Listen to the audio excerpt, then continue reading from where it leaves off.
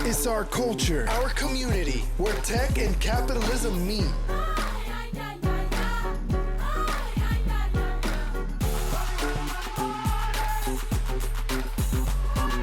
This is Cap Culture.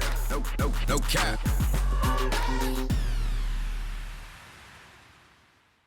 Well, the story of the ones, like the Royal ones, this was like the first, I believe it's the first Jordan that was released that wasn't like a black and red colorway. Oh. And it really got lost, like, until I think like mid 2000s and then, well, late 2000s. So that's when like Kanye with the leather joggers and shit, he started wearing the Royal ones, and then Frank Ocean started wearing them, and then it just became this like one shoe that everybody like had, and it just like increased the hype for it.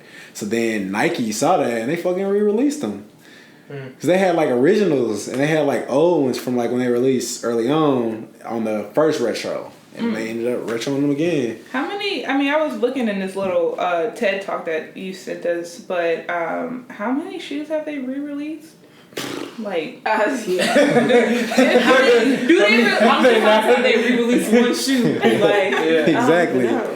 That's really a part of it though. Like, I don't know. That's the conversation I want to have. Is like, it's so funny to me that on the same day that like Kanye has like the whole hashtag Yeezy Day and he like re-releases like all these shoes, it was the same day that Drake comes out with a re-release. Drake comes out with a re-release like album like of like all these tracks that were essentially throwaways. He repackaged it. So It's that concept. That's such a concept though. Yeah, it was. I see. But that's interesting. So, like, speaking as like a non-sneaker, like, yeah, believe me, I'm exposing myself to like, I really don't know shit about sneaker or sneaker culture. Like, I learned a lot in like the past couple of days preparing for the conversation. But to me, I'm like, haven't I seen these shoes before? Like, why is everybody like going crazy over these shoes that I know I've seen before? It's a fascination. But it's like the whole and it's like how they control like supply or whatever, I guess. Right. Or to increase demand or however it works. It's playing off that in our hearts and minds, you know what I mean? Like, but then it's weird because like that's something that we own. Like, this is what we own. But it's like if we go into like the Louvre or whatever in France and in Paris, and we see like some of this artwork, we don't fucking connect with that shit. And then it's $1 million price tag. Right. So I mean, I guess there's just like a part of like like the value is truly in like who is like in control of like setting it up. Do you think the re-release is like an important part of like revenue generation for Nike? Like, I know the shoe itself is like important, but like, do you think the re-release also contributes heavily to their success? Yeah. Well, I would say so. Like, they might be having like a slow period. Like, every business has a slow period. So like, let's re-release some shoes. I'm thinking like business strategy. Yeah. I feel like that's like a part of their mythology. Yeah. One of my mentors told me, he was like, shit, nostalgia is undefeated. Yeah. That ties into the question. So I had a question that Janae just triggered. Ooh. So I'm super pragmatic. Y'all know me. I'm like super pragmatic. A plus B equals C. So my thing is like, is the hype, or I shouldn't even call it hype because it's like it's a thing. It's a culture around sneakers. Is it in the physical sneaker itself? Like, I want that sneaker because of how it looks, or is it the story and See, like? we gonna get into that. We're gonna get into that. All right, cool. Maybe we should probably introduce the topic. I guess we should. Hey, y'all know who we are at this point. Y'all know the energy. This is our culture, our community, a little capitalism, and a little tech on top of that to bring y'all Cap Culture. I am Janae, per usual. Jay Will. Our special guest. Oh, wait. I was about to say, y'all just gonna skip over this. Come on now. Shit, she asked me, so I told her. Who I miss? We do have a special guest today, guys, to talk about everything that we spoke on so far, which is sneaker culture and just how our culture impacts that culture. A conversation in which I'm going to be honest with y'all, I'm not very well versed in. So Jeff and Wendy are going to be driving a lot of these conversations, and me and B Mills will just be moral support. Maybe thinking dropping the boat. Driving the boat. The sneaker boat. It's a sneaker boat. We're driving a sneaker boat. Speaking of driving the boat, we got plenty of liquor, so. But our topic is really like figuring out how we can capitalize on our influence on sneaker culture altogether. And there's no one better to bring on than Wendy, since she works heavily in this space and can speak a lot to it. So, Wendy, who are you, girl? So I'm Wendy. I'm from Houston. I'm a part of SneakHerSummit. I'm the co-founder. And we branched from SneakHerSummit, which is like one of the hottest buy-sell trade sneaker conventions in Houston and also like all over the world, to be honest. Like people come out from everywhere. So we decided to create SneakHerSummit to build a community like for female sneakerheads, because like going to our sneaker events, like the Sneaker Summit as it was, like we noticed that it's a lack of female presence. Yeah, so absolutely. We decided to create like our Instagram and just create a community where they feel comfortable. Cause like honestly, you don't feel comfortable going around a lot of guys. So like Right. we just like, we already know how it is. Like, so we just feel like we needed to create it because it was like missing, honestly. Bet. So we just built off our Sneaker Summit and did our own thing, and like we kind of like host events and just get everybody to come together. Like not only just females, but like I know the guys always want to come because they know, oh, it's about to be a bunch of girls there. Like, can y'all let us live for once? Can we have our own thing? So Man. that's really all it is. And y'all look better in like a lot of the shoes too, because Thank they're you. small, smaller shoes. Like legit. Fit that in there, Jeff. Yeah, I'm just being 100. I be jealous. I be jealous. And y'all recently been getting a lot of exactly. Like women's sneakers, Jeff got like, the why would I not VIP go? entrance. Exactly. I'm That's mad. how all the dudes are. Like I mean, I'm just. our To be honest. our what was it? Our release party, like when we first had our SneakHerSummit brand launch party. Like it was really strictly only for females. Like that's Yeah. all we wanted it to be. But like guys were like, we literally had guys like knocking on the door. Can we come in? Like my girlfriend said, "Can I come in?" Like what y'all got going on? I'm like, Like all girls, Sounds about right. like they were like the old school, like middle school, like all girls sleep over. The popular Right, like, girl have to sleep we over. went in there. All the dudes is over there trying to like figure out how they can get in. Right. That's funny. That is funny. So, I mean, that's a really interesting story. So, I think it ties into wanting to understand. Like, I want to know, like, the origin, like, of all of that. But as a non-sneakerhead, I want to know the origin of, like, sneaker culture as well. So, like, Right. how can y'all give me, like, the Spark Note version of where, like, this whole, like, cult following of Jordans and an assortment of shoes came from? Yeah, definitely. B Mill, so you pretty much in the same like boat, huh? I was about to say, Read to me. like I know for like the periphery about sneakers. Like I know, but Yeah. I'm not a sneakerhead, so I'm not like in it, and I'm not Right. I don't participate. No, I mean it's cool. Like I think it's like two sides of it, but like the main side and what's fascinating about like sneaker culture, I personally feel like this is one industry that like black people actually created. Like you had Converse was like the first like shoe back in like the 60s and 70s and stuff that it was just like everyone was wearing Converse and like wearing that the all-star like silhouette and doing all things in it. Yeah. But then you see as like the ABA and the NBA comes around, you start to see folks wearing Adidas, and then once the people, you know, part of that started to like wear them on court, then you started to see like in New York and all these other places, people start to wear that specific Adidas All-Star off court. And then 1984 comes around, you got Michael Jordan, you got the whole Nike thing, and then you've got Run DMC, and you've got this hip-hop culture, you got the Bebop boys, and now you got a song, My Adidas.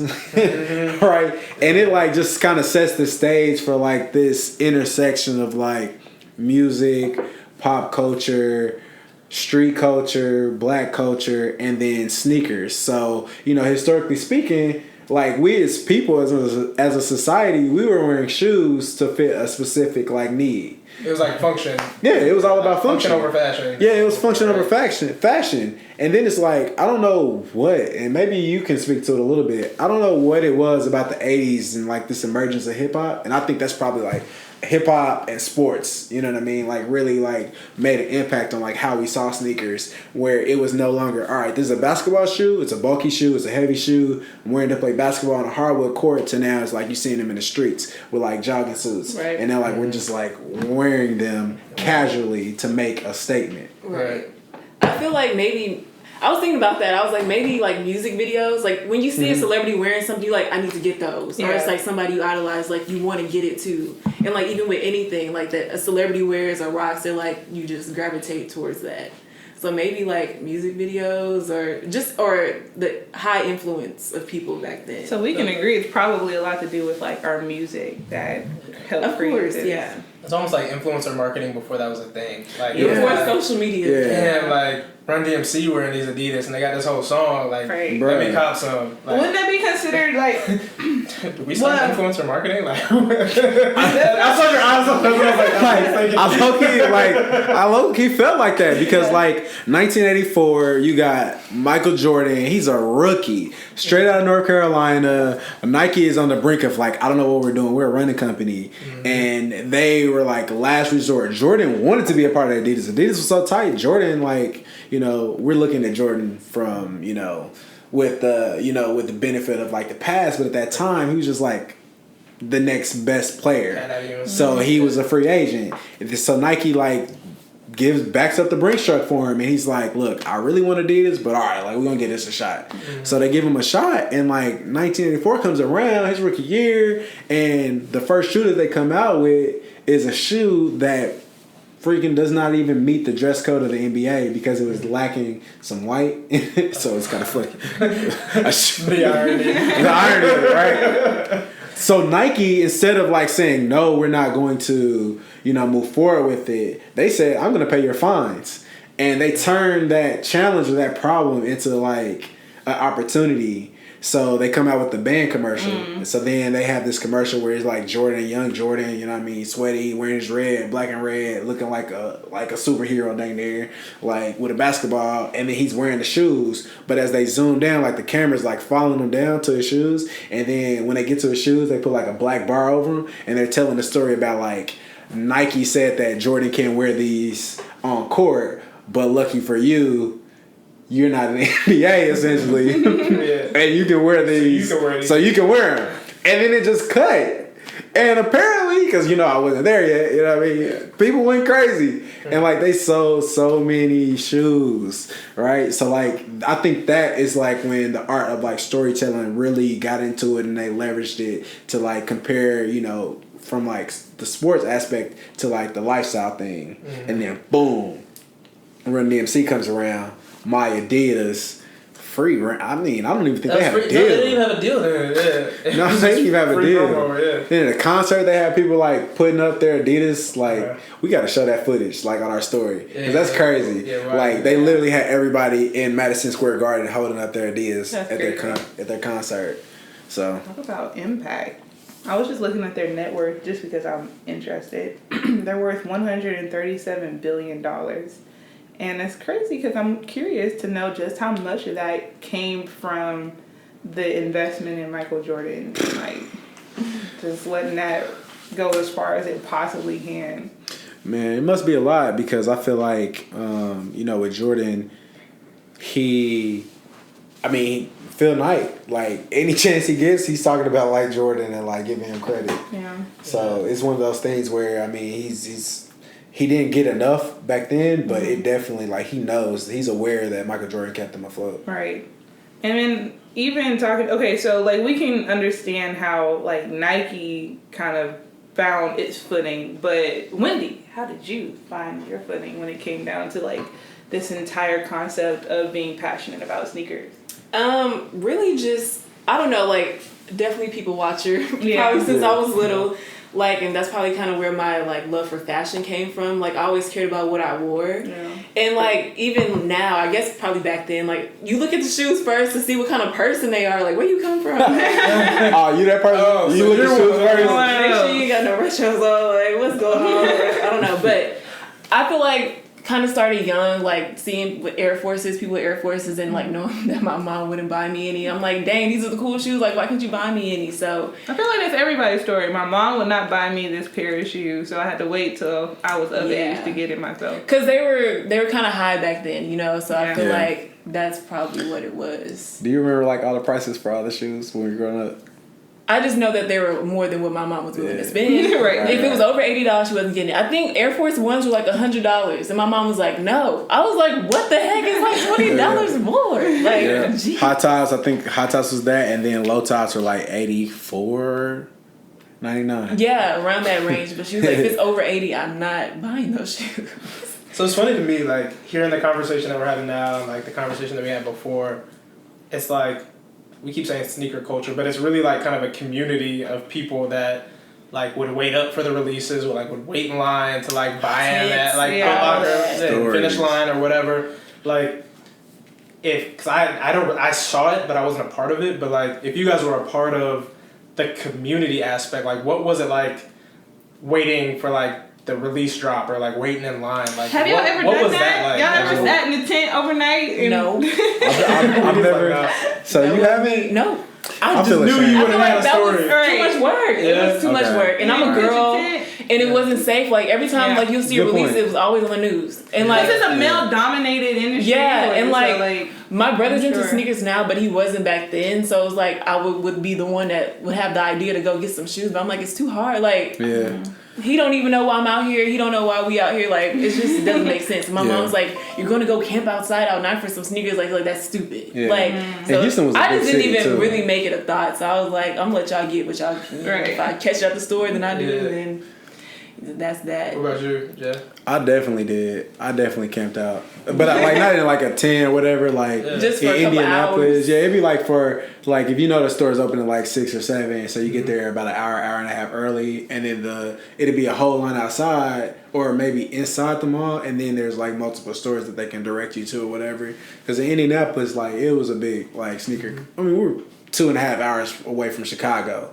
so like we got all of that. You know what I mean? So, but what I can say for the most part, yeah, you got like people who are more aggressive, but overall, the average release was very calm. And like you said, it's a community, so you really you sitting in line, and number one, like you said, like the first thing you do when you pulling up, it's like customary that you wear a previous release. You gotta wear some heat. So you gotta wear some heat. You're flexing, got it. So you in like sweatsuits and sweats and like raggedy clothes, but you got on a fresh pair of shoes from one of the previous releases. Right, yeah, people always do it. They take a picture and post it. Like, I've been had these. I'm like, exactly. These shoes all Wait, year. so they will wear the shoe that's about to be re-released? Yes. Some people will do so that. So they seem like they've been had them. Yeah. Like, I mean, for people that it's like their first time getting them, they're like, oh, wow, you got the shoes ahead of time? Or like, how'd you do that? Like, they don't know the background. It's the same exact shoe. That'd be me. I'm like, what you waiting in line for? You already got the shoe on. Yeah, with some retros, that's how it be. Or maybe let's say you got the Jordan 5 that's coming out. Or I remember Jordan 7 comes out, the Olympic Jordan 7s. The Olympic 6s that came out prior to that, maybe like 3 weeks before. So everybody's in line to get the Jordan 7s and they got on the Jordan 6s. Yes. Or it's a couple people that's like individuals that's it was kind of like a flex. Yeah, it was like a flex. But do you think that's community driven? Like that's like peer to peer kind of like community driven, or is that? Because to me, like if I'm thinking about that, everybody's wearing like the latest release and like their freshest fit to buy something new to spend more money. Like to me, if I'm a brand, like if I'm Nike or if I'm Adidas, I'm eating that up. Like everybody's like chomping at the bit, flexing, spending more money on their fits to buy some more clothes. Yeah. To me, that's like feeding the capitalist beast, but like it's truly community, like peer-to-peer driven. Yeah, and that's why it's so weird. Like, cause it's like we created this culture, we're driving this culture, they're profiting off of this culture, and we're helping driving up more of the demand, because it's like every community has those people that's like known collectors or known to be like the gurus of it, and then what they do, everybody else is following, and everybody's just trying to be a formula, because Apple is able to do that with their iPhone releases. Right. But like I'm curious about like the beginning of like re-releasing these shoes? Was it always this successful? Like, I wonder what like their learning opportunities were from like the very first 1 to 10 times they tried to re-release a shoe. Like, I'm pretty sure it would be community driven. Like, I wish I knew more about sneakers to make an opinion. Glad you're here to ask questions like that I don't even freaking have the answers to. It's dang near a phenomenon. I mean, But they done figured some shit out. That's for sure. yeah. Somebody got the recipe. Right. I don't know what they used to choose which shoe to re-release at what time, but it's calculated some way, somehow. Yeah. So, I don't know. And it's mostly, you think it would be mostly us, like people of color that are like in line for these shoes? Like, No. Oh my God. It's like the I feel like demographic? it's a lot of Hispanics. Oh, really? A lot of Hispanics. That's interesting. And then whites. But mostly Hispanics, I feel like. With Jordans and all that in Houston, for sure. So in Indy, primarily black, then I would say rich white kids. Like the whole suburban like Mecca. And I was like reading up, preparing for it too, and they talked about that's really when like Run DMC and Jordans really took off, because you got the suburban kids who are not like their parents and previous generations. They're more fascinated about black culture. They're embracing black culture, and they're tired of just wearing regular stuff. So they're adopting what's happening in this hip hop mode. It's the same reason why NWA went so many records, and they are documented that it was really like they were speaking to the white kids in like these random suburban places. And the same thing happened with the sneaker culture. So like in my hometown, that was the mix. Like it was very diverse. It wasn't just us. Clearly we knew it. So then we probably charging them up like, y'all just getting them because like y'all think it's cool, but this is really our culture. Yeah. It was one of those things. Yeah. Interesting. That's interesting. I can't remember who said it. But like I brought up the point that like this whole culture is community driven by like people of color created it, but now everybody's participating in it because of how lucrative it is. And it's feeding kind of like big brands and like capitalism. Like they like Janae said, they figured out the formula: supply, demand, hype, like re-releases. Like they figured out whatever that formula is to drive demand. How do we where is our place in this now? Like, how do we fit into the picture? Like, I think there's a macro level, and that's like the discussions around like Drake, Easy, Beyond, like everything that they're doing. But I think there's also a micro level too, like what you're doing with SneakHerSummit and like what these brands are doing to bring awareness, but also make money off of kind of this phenomenon and this culture. Yeah. And that's why I was excited to bring you on to like talk more about that, because you're a consumer. You were talking earlier about, offline, about you only buy what you like. Right. But this was something that you were extremely passionate about. So you and your co-founder, built out like your own brand centered around that. Can you walk us through what you got going? Really, even with SneakHerSummit, just to kind of go off what you were saying. And tell us what SneakHerSummit is real quick. Yeah. So SneakHerSummit is a buy, sell, trade sneaker event. Just kind of like, we really involve like, make it like heavy into the Houston culture. Like we get rappers to come out, like just to make it a Houston type of thing. Like we have a culture behind it. Like we always have, Bun B comes out all the time. Like he's always super supportive. Yeah. Slim Thug, Chameleonaire. I remember when I was in 11th grade, that was like my first time going. Chameleonaire was there. Just a whole bunch of other people really. So and like what I was saying with you, so SneakHerSummit, like we have our biannual event in the summer and in the winter. Oh. And I feel like in the winter is really when they release all the shoes. So like holiday we try to plan like when, because like if a shoe releases, like a bunch of shoes released before our event, then there's going to be a lot of people selling shoes at the event or, just kind of like stocking up for Christmas and stuff like that. So it kind of like goes in with that. So I don't know. But like, so for the audience, listeners, and then for B Mills, because he's like saying, "Oh, I'm just fascinated about the numbers," and B was like, "What are we talking about?"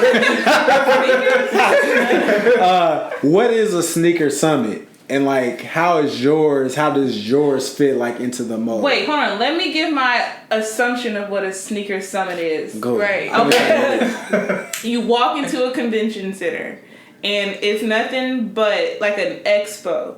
So like people have on their shoes in some sort of display way. Yeah. I love how she makes she's like asking the question and making a statement. Yeah. And that's it. And then like there might be like that's it. Everybody just looking at each other's shoes and selling them. Really, I mean, like really people trying to like get up on stuff that they couldn't get their hands on easier. Okay. Like, you know, online is really hard sometimes, or like you can negotiate prices face to face. It's safer. It's a safe environment. Like we have a trading pit where people can trade shoes. Like people do that all the time. Like guys will walk around with like duffel bags, big old sneaker backpack things. Like Jeff walked into my spot today. Yeah. I was like, why You you got this being bag full of petty? shoes? No, yeah. People I'm trying to create an experience.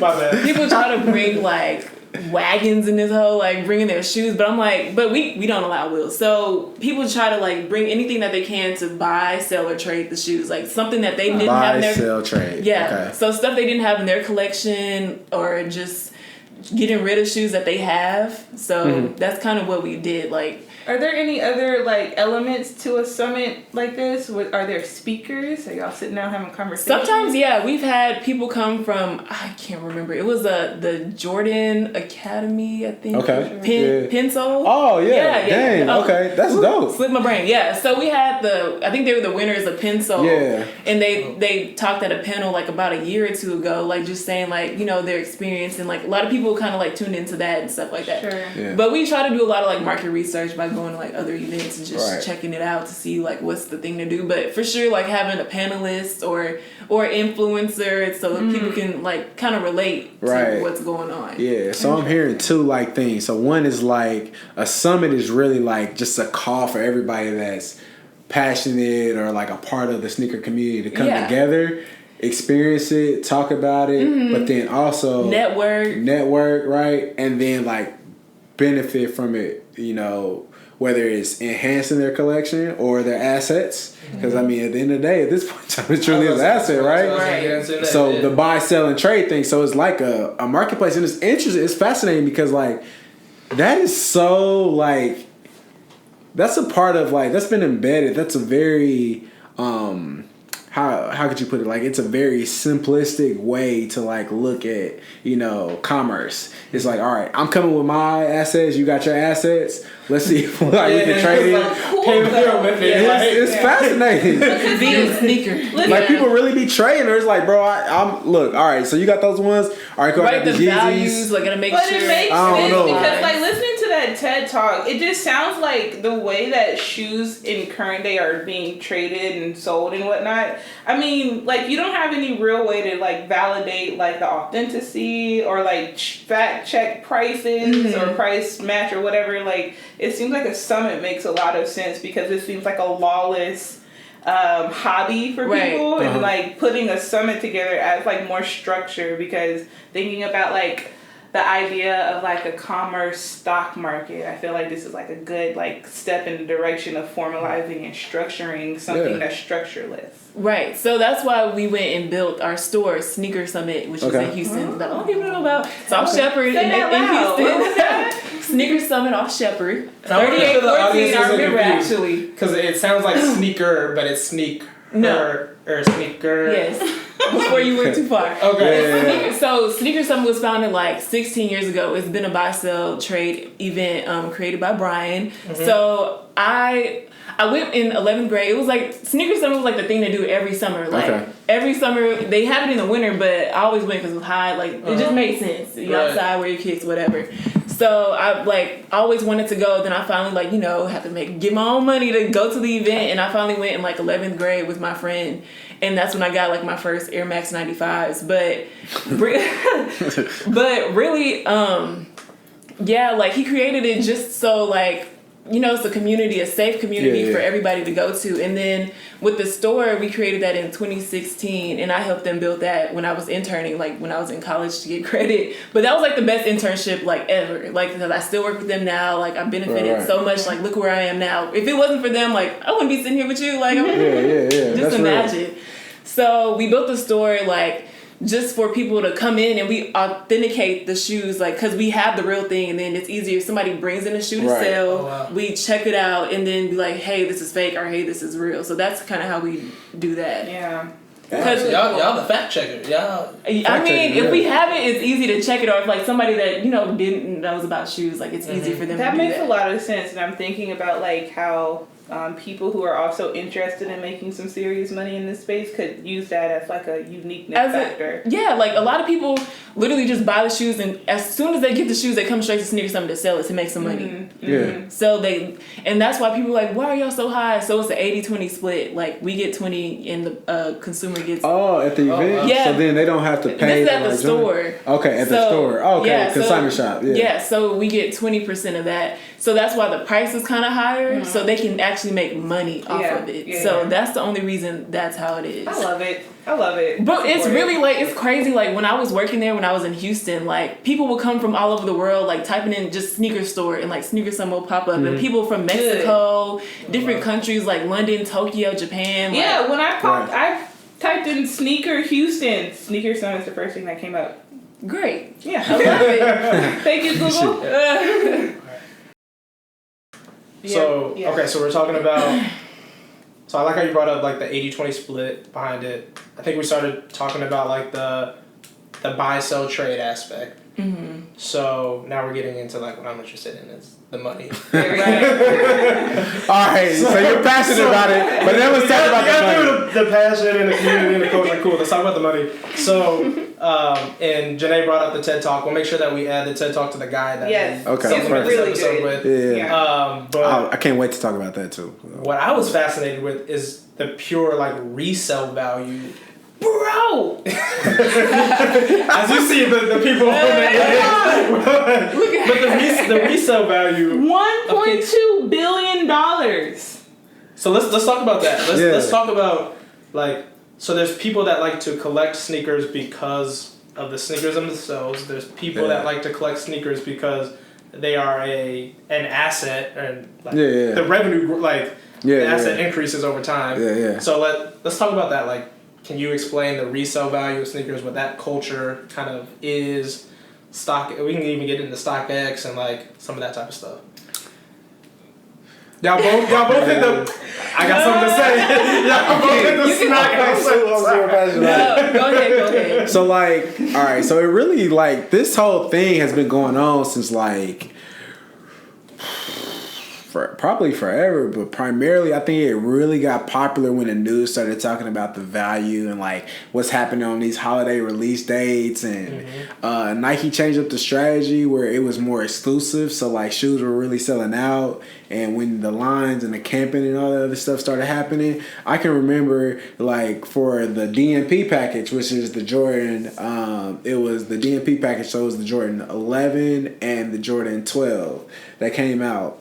And it was $300 even when it came out, and it was a Christmas release. If you got that shoe right, by the time you left the mall, you probably had 5 or 6 people telling you that they had paid you $500, $600, $700 for the shoe because they couldn't get it. So I stumped my foot at that because it's like. The shoes, whatever the supply is or whatever, I don't really know the full details about that. But from the beginning, demand seems to have always been higher than whatever the supply is. And with that, it seems like Nike, you got Kanye with Adidas, like they benefited from that entirely, right? So, but not even them, but like anybody that actually gets it on. And it was like sneakerheads who participate in resale. 38. I'm sorry. Wait. This our data analyst. $380 million are being made by people who participate in this resale market. Bruh, like I can't wrap my mind around that. I mean, look, and that's the thing. I need to get into this industry. I mean, I'm fascinated by it, but like I'm a part of it and I'm pissed because when I look at, I've had hundreds and I've had personally like, and you might be different, but like I've had over 100, and I'm sure our creative director Antonio has had over 100 pairs of shoes too. And it's like, put in the wax, so it's official. Shout out to Antonio. Shout out to Memphis. Creative director. But like in hindsight, like I'm aware. Like I typically, if I'm buying it, it's because I really like it and I want to wear it. But if I kept that stuff on ice, like the value, of course, retains because it's a dead stock item. So it's a shoe that has never been worn, right? Mm-hmm. And I know that in history, I did the math coming up. I know I had over $60,000 in assets. Based off of the shoes that I've had over my lifetime. That's what I've been thinking. Like, yeah, it's an investment. Yeah, and it's dangerous. Times ever got hard, you can sell your sneakers. To get some. Bro, I had. Yeah. Times get hard, especially like when I was super young. Like, it's bro, like the stock market. It is. And that's what's happening now, right? So this whole resale culture has been around. But then that's when you start talking about technology and the Josh Lubers of the world and folks that have like Josh Luber is the CEO and founder of StockX. And he's a part of the culture, but it's basically an online marketplace for sneakers. So historically speaking, like how it worked was you go just to like a sneaker summit, you go to a sneaker expo, or you on Facebook, or you go to like Craigslist, or it's the middle of the mall parking lot and you meeting up, or you know what I'm saying? And somebody, how much you want for those? That was always a question. Right. But he saw how all this is moving and he's a part of it, and he's like, I worked at IBM. I love sneakers. I have a tech background. I'm fascinated by this. So he was like, how can I make this more efficient? Because like you mentioned, like even with the Sneaker Summit, and these summits, they're not happening on a regular basis. Demand is every day. It's 24/7. Right. So what's moving behind it? So then there's been, since 2010, 2012, there's been an emergence of like online, like e-commerce versions of it. eBay has always been a big thing, but we don't know and couldn't measure the true value of a shoe. But now you have like outlets like a StockX that can get you extremely close to what that exact market dollar for a specific shoe at any given time is. They definitely have the facts on StockX. The last bid and how much it's going for, like all of that. Right. The conversation I want to have in the future is applying this entire concept to weed. And that market. We can, and I think that's how Josh is like positioned in StockX. Like it should be SneakerX, right? Mm-hmm. Like or Sneaker Stock or something. But he was very, we're giving them a lot of free pub. I hate that, but whatever. They're doing it really. They're doing something extremely special over there. So I gotta support that, right? And they're very aware of their privilege in that space. When you say that, and privilege, like it's like they're white men, right? And partnering with Dan Gilbert. That's his main investor, who is a billionaire from Detroit, owner of the Cleveland Cavaliers, and he got it. He understood because his son was flipping kicks, and he's a businessman. He's like, "Oh, this is like the stock market. This is the same thing." So all of a sudden, it's like, cool. I had the same idea. You're already building something like that. Yeah. The first name was actually Campless, Camping Out. Right, so they played out the idea of like camping out for sneakers. Exactly. Understanding the value of it. So then they invested, and now they're building out this amazing product. You know what I mean? So like, I think like that is like technology, and as we talk about our culture and we talk about like our passion, we're driving it. We're driving those values up because it's us, it's the celebrities, it's the people like a Wendy who's putting on these sneaker summits. We're playing into the hype, and we're driving up the prices for it. Yep. And then you have on the back end, you have somebody like StockX and like the people over there that are like the brokers of that and make the process more efficient and safer. Yeah. So I'm gonna try and summarize a little bit of what we're talking about because I know. For non-sneakerheads, we've been talking about a lot. Y'all try to hold on. So many questions. And I think this will help make it applicable to people that have their own brands or businesses or whatever. But like, sneakers started function, not fashion. The culture, us, whether it's sports and entertainment, kind of bridged the function and the fashion gap, right? And I definitely want to like also pay homage to like Doughboys, street culture, the popular people in like high school. It's just like influencer before the word. Yeah. Like, and I want to speak to that specifically as we wrap that up. Because we are empowered. I want people to like leave this conversation and saying we're all micro influencers in that. Yeah. And we all help drive that up, not just. And that's what I'm trying to say. Like, it's like the culture or anybody that.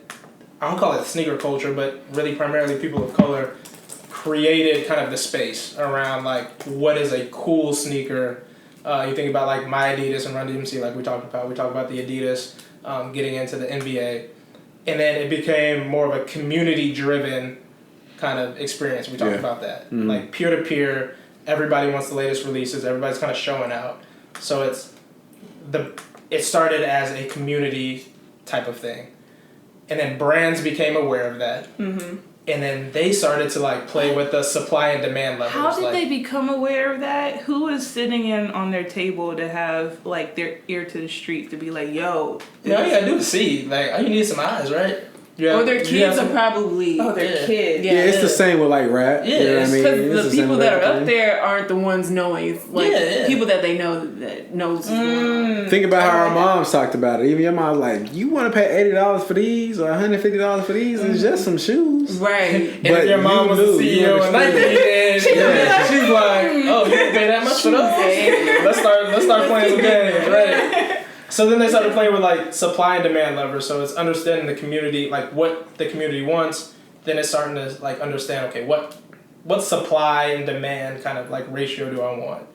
And then that's when it kind of split off into like on a macro level, it's what big influencers can we start to leverage to increase the demand and increase the brands. With the Beyonces, the Jay-Z's, the Kanye's, whatever.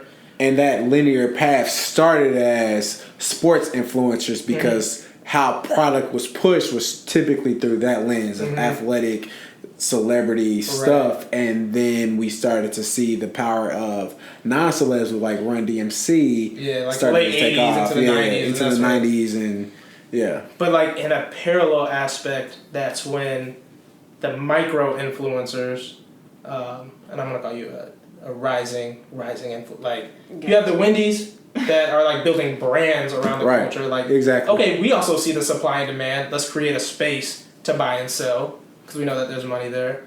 But then you also have people like on the street that are just like, let me buy this kit, like this shoe for $200 and sell it for $600. Yeah. So you have it like it kind of splits on a macro and a micro level. I got you. Is that you like know what I'm saying? like people who are building brands like from a business perspective, and then just the individual consumer who like a regular employee at work that like buys stock. So then you have like regular people who just are aware that this culture exists. Right. It's like, oh, to them, they don't give a F what the shoe looks like. It's like, oh, Travis Scott's name is behind it. Exactly. These are $100. If I can get on these, then it's going to be $600 tomorrow. And it reminds me of kind of like the StubHub marketplace. Yeah. You know, like people on StubHub will buy 1,000 tickets to Coachella knowing that they're not going to go, but they know that they can resell them for a higher price. Yeah. Exactly. So it's kind of like the same concept. So now that we're getting into like the digital age and the tech age, we started to transition into StockX. So now they're on sneakers. StockX, Go, like all of these tech platforms. Where's the culture space like moving forward? Or like right now, like how can we start to monetize? Like what can our listeners do? What can we do in this space now? Right. So I can speak from the consumer perspective because you're the business. Gotcha. You know, number one is taking advantage of your outlets to actually buy the shoes and then flip them, right? Like just play it like a game of flip. It's arbitrage. People in the tech space call it arbitrage, building up businesses, restoring it just like you do with homes. Is buying and figuring out ways to like get the shoe. And then you're reselling them because you see the value of it. And so you're playing it like it's a stock market. And then there are people like Wendy, and I would love for you to speak more to that's seeing, all right, this is a culture, there are complementary goods, there are different things that I can do without necessarily just doing that because that's a task, right? Like to buy a shoe, you got to get lucky sometimes, especially if it's popular. If it's a super popular or limited shoe, you know, the resale value is $1,000, but your chances of getting them is 1 in 100 million. Right. It's like it's gambling. It's gambling almost like to get it, right? But then there are other safe, stable, consistent streams of income and different ways to profit off of this culture, right? That's more stable. That I would say that Wendy, your co-founders, like y'all are doing a great job of that. So speak to that side of it for us. Really, like, shout outs to Brian for creating SneakHerSummit. Like, just, I feel like really the main thing is, like, knowing what you want and, like, how you want it to be more efficient and actually, like, building towards that to make it happen. Like, everything was all an idea, but he made it, like, an event that we didn't know we needed, basically. And that's how everything is. Like, we didn't know we needed a StockX, but, like, now look, it's here. And, you know, just stuff like that. Just putting, like, passion behind, like, your ideas and just making it come into fruition, honestly. Right. So then you started doing events. So tell us about like your events that you do. So I mean, like just tagging along with doing Sneaker Summit when I first started, like it was probably like 2 years in that Tasha really came up with the idea. She texted me and was like, and Tasha's your co-founder? She's the founder. Okay. Tasha's the founder. She'll probably cut my throat. So she's the co-founder. She said, let's be clear. I am the co-founder. Respect. Okay. I got the text. But no, she texted me and she was all like, I'm thinking of like creating like a female like sneaker like related type of thing. And she was like texting me names and I'm like, SneakHerSummit just like makes the most sense. Like we work for Sneaker Summit, like it's already a well-known established brand, like, and it will easily like kind of attract people that already kind of know about Sneaker Summit, but like, oh, there's a female side to it. So that's really all it is. But yeah. Are they pretty like supportive of everything that you're doing over there on the Sneaker Summit? For the most part, really, I mean, I feel like since he came up with the idea, you know, that this is his thing, but like he's kind of like scared, like, oh God, like where could this go, like, you know, without me type of thing. But like we appreciate for him for trusting us, like, because it was so many doubts. Like Tasha was like, I'm scared to do it. I'm like, like, just do it. Like what the heck? Like I'm always like, do it. Like what can you lose from doing it? Like if we create a page, like that's how I started creating a page and like start posting about it. But like, okay, if we don't get followed, we don't get followed. We do, then keep going. Like, you know, like, so. Because there was definitely like a gap, right? Like, you saw, like, because nobody was really having that voice for women. I wouldn't even come to a sneaker event by myself. Like, I need, like, you don't feel comfortable, like, with dudes being so aggressive. And, like, when you're trying to buy shoes, like, people, like, men look at women different. Like, even when I go to get my car fixed, like, they try to up the price. I'm like, just because you don't know, really. And, or they think you don't know. So, really just sticking with that and, like, making it a thing to, like, have events for females to feel comfortable to come out to and just feel more empowerment. Honestly, it's more focused on that because, or just knowing that we can create our own lane for ourselves because we have them all the time for, you know, women empowerment for business owners. So for sneakerheads, if this makes sense. And a lot of my like best friends, they don't wear sneakers, but they come to support me because they see females trying to empower other women. Yeah, we love that. Yeah, so that's really all it is, basically. But even in the sneaker space, I feel like you guys are right on par with like the marketplace because now you're seeing brands double down on sneaker culture for women and like absolutely. Is it Jordan? I don't know what brand it is that are like making exclusive sneakers for women's sizes and Jordan is like really on it right now for sure. That just tells me that you guys are right on par with what the market is saying. In the timing wise, like I feel like it was kind of like once we started, like we started seeing more like female releases. So and then it started like now once like Nike sees, Adidas sees like Nike doing it, then like Adidas starts doing more female related sneakers and then every other brand and stuff like that. So, So you guys are not only, well, I guess you're to an extent exposing a niche community that was kind of not at the forefront, like the female sneakerhead community. Yeah, like bringing like a light to there are female sneaker, like there's freaking sneakerheads that have more heat than the guys. Oh, 1,000%. Yeah, absolutely. And you know why? Because y'all have sometimes y'all have two chances to get it. Because then especially if if you wear like a size 8 and then you're 6.5 in like kids. Yeah. So you can get like you can get both. I wear a 9 in women's, but like I can get a 7 in men's or a 7 in kids. So See, like so it's double the chance. So like, but then you're also creating space too. Like you're creating opportunity, creating a lane, which I think will only grow. Not only with just like what's going on in society, what these brands are doing, like. We're getting all you can do is go up. Right, that's what I'm saying. Like, we're getting into a space where the woman's voice is becoming like super essential to business strategy. For sure, Even like the shoes I made is actually designed by a female. Yeah, there are female sneakers that are out, but they weren't designed by a woman. And they are trash. Look at you, I'm far. They're trash. Time out, because y'all hushed me at the beginning. We were talking about the product versus the story. That to me was like a story. Like that's the story behind the shoe, and that's part of the reason why you bought it. Like if I would have known a woman designed that shoe, knowing that this is a male-dominated industry, I would buy it because a woman did. Yeah, and exactly when Tiana Taylor came out with those GLCs with Adidas, I bought those because I fuck with Tiana Taylor, and I'm like, I need to get these shoes. So it's more it's an art. rather than It's an art Then form. just- it's an art and a business rather than just like a How product. cool is And that? me No. trying to like wedge between you guys, like y'all two. Go Right? ahead. Like, what I would say is like, I got excited. yeah, you did. And like, what I would say is like, speaking to that, like, that was a true strategy. Think about this: like, there can be no more male sneakerheads.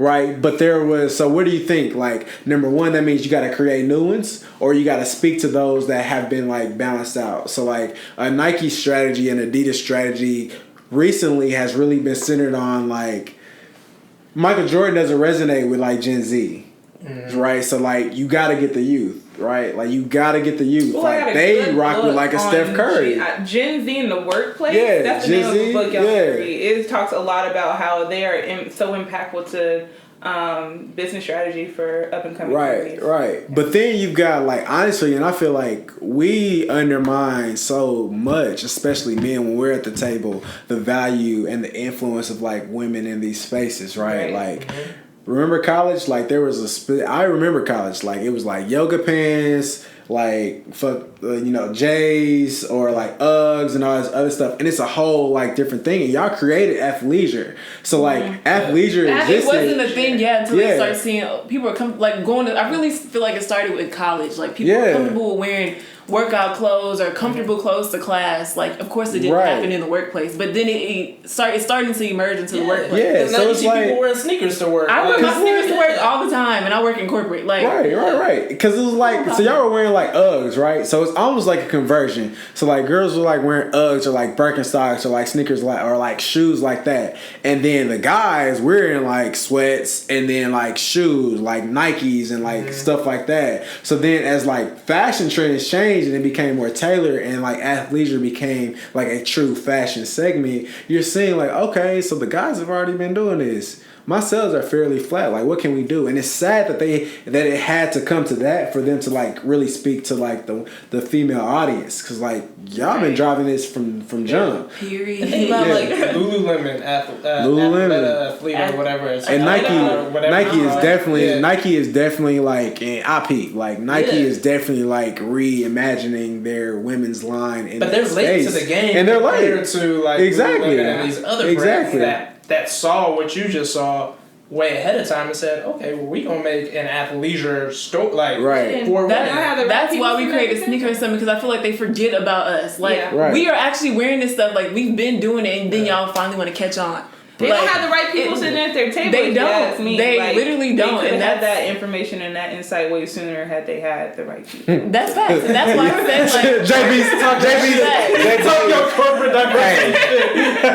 She's fed up. She is fed up. She's over it. She's over it. She's like, look, this is bad business. That's why a lot of companies are struggling, because they keep the older people up there without letting the younger people that actually know what's going on that y'all trying to cater to in those positions. Right. So, Exactly. What y'all expect to happen? No, that's real. That's real. Yeah. So I'm gonna pose. I know we're getting kind of close to the timeline, but like 2 questions for everybody, I guess, is based on like this conversation and just the atmosphere around sneaker culture and like some of the lessons learned around it. What does this mean for just like the everyday person? Like what can they either take home that's related to sneaker culture or their business or like making money, just relating it to like the Cap Culture brand, and then 2. What is like your biggest takeaway from this conversation? Any order. Oh, you're asking like these questions. Yeah, I'm asking y'all. Curious. I mean, you're living it. So like these takeaways is something that you've already experienced. Right. You got an event coming up, like, so that is a part of like that, right? Yeah, honestly, just creating the space, like creating your own lane, like regardless of sneakers, like if you're passionate about something, like do it. Like how y'all doing a podcast, like keep doing it. Like don't just let your thoughts just live in your head. Like you actually have to do something. Like you never know how far it'll take you. Like every day, like something new or a new opportunity happens with me, like with just where I've came from, or like just putting one of my ideas out there, and like it's just crazy to see it all like actually happening and things that I wouldn't even imagine coming true. Spoke some things into the air and they appeared. That's what Word you to gotta Nipsey. do. That's Word what to you honestly Nipsey. have to do. Yeah, and I think for us, I think it's twofold. From at a macro level, just Black culture, like us as a community, we've been positioned as consumers. We keep on throwing this $1.3 trillion or $1.5 million or $1 trillion buying power thing out there, and I'm like, bro, like we're driving all of this. So like, I want us as consumers, like we love this stuff. And it's so like ingrained in us, and we feel so guilty about the idea of making money off of things that we're passionate about.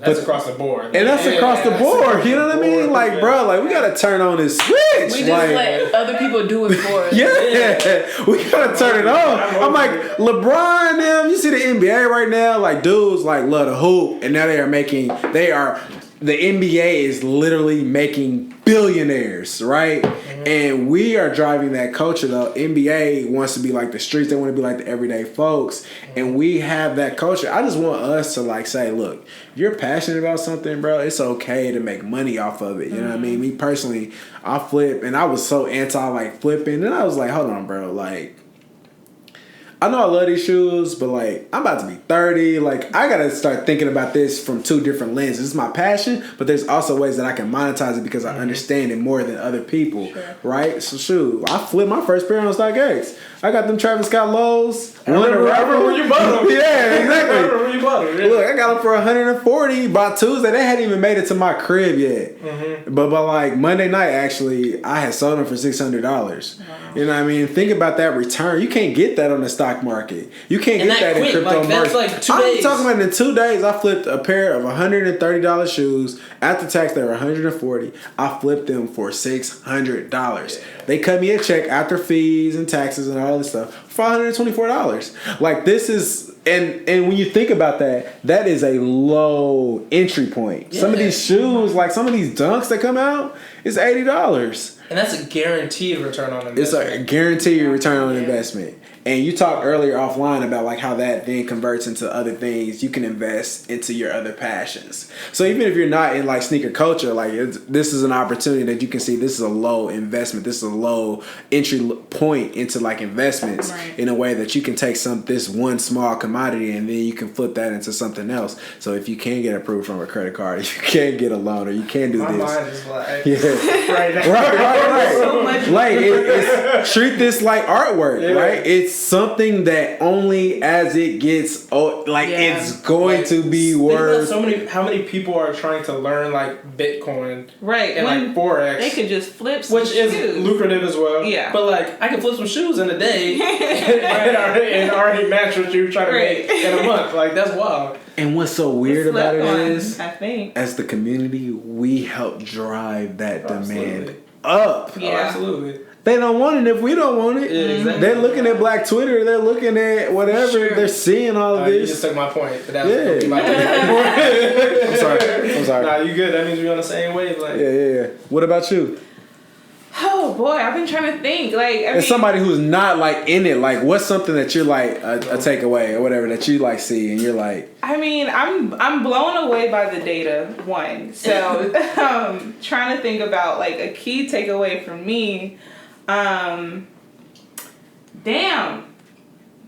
trying to get out of like all the facts that I've kind of come up with and like, or not the facts that I've come up with, but like all the facts that I've been reading and thinking outside of like an analytical standpoint. Come back to me. I'm not ready. Give me a second. It's cool. I'm still trying to come up with What about you? You can't just pose a question if you ain't got no answer. So for me, and I don't run out of time, so I'm gonna be quick. One, the importance of storytelling. Like that was one of the aha moments in the conversation with me. Is like, as a pragmatic, like a shoe is a shoe. It gets you from point A to point B. But then when I hear like, oh, but a woman made it, and like what this means to our culture, or like Damian Lillard, like with his shoes, I was watching a video with him, like the stories behind how he creates his shoes. I was like, damn, that's important. So like any brand or any person, like tapping on empathy and like the art of storytelling and whatever product you have, I think that's important. To what you said, like the culture creates the demand. So knowing that if we're creating this demand, we need to figure out how we can monetize it, whether that's just flipping kicks, that's creating something like SneakHerSummit, that's creating something like StockX. We should have created that. Yeah. So it's like being on the forefront of innovation in this. And we're not too late. There's still There's still time. Yeah, I So think those are my two things. And I think we'll have to wrap up soon because the Retweet battery what gonna he die said. on the camera. I'm gonna be 100 with y'all. would be the So with that, as we leave out, it's so much to talk about, and I think that's why we're gonna bring you back, and we're gonna do like a part 2. Yeah, we gotta do a part 2. That's But before we go, because you got an event coming up, Yep. tell us about your event. So if you're in Dallas or if you're around Dallas, we have Kicks and Kiki Mats coming up, and we had our first one in Houston, which was a hit, and everybody in Dallas was like, we need one in Dallas, so it's coming, so y'all better be there. But it's August 11th, 2 to 5 at John Vic Studios. The link is in my bio, Wendella _ on Instagram, so check us out. It's painting with a twist with a Kiki little spin to it, so Right, fun. exactly. A complimentary good. You got sneakers and you got like doormats. Yep, you can customize your own doormat with a sneaker quote that we have that you get to pick out yourself. So it'll all be That's dope. so creative. Paint it how you want it. Yeah. Add Create a that little- space. Yes. Like we talked about. Love it. Network as well. Well, make sure y'all follow us on Cap Culture Pod on Instagram. Wendy, what's your Instagram name? Wendella _. We'll put it. We'll have that in the caption. We'll have it in the guide. Yeah. We got y'all. All right, y'all. We got y'all. Hashtag we got y'all. We out. Gang gang. Yeah.